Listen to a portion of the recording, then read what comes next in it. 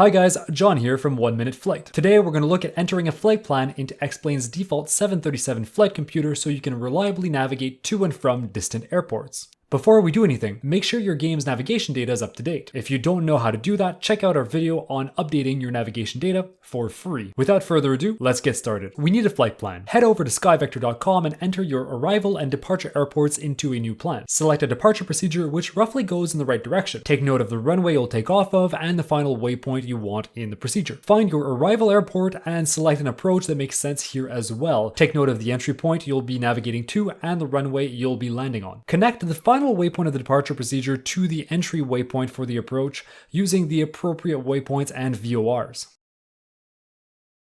Once you're done planning your route, head into XPlane, select the 737-8, and start the flight. Open up the FMC by clicking on it. Click between the blue brackets so they flash. This will enable direct keyboard inputs for faster inputs. Hit the flight plan button. Input your departing airport, enter it into the origin of the flight plan, input your arriving airport, enter it into the destination of the flight plan. For good measure, enter an arbitrary flight number, hit exec. Next, hit the departure arrival button. We're going to program our departure procedure. Select your runway, select the procedure, select the waypoint which corresponds to the direction you want to fly in. Hit exec. Next, go back to the flight plan. One by one, enter the waypoints which will lead you to your approach. If you don't care about following an actual flight path, just skip this step. At the end, don't forget to hit exec.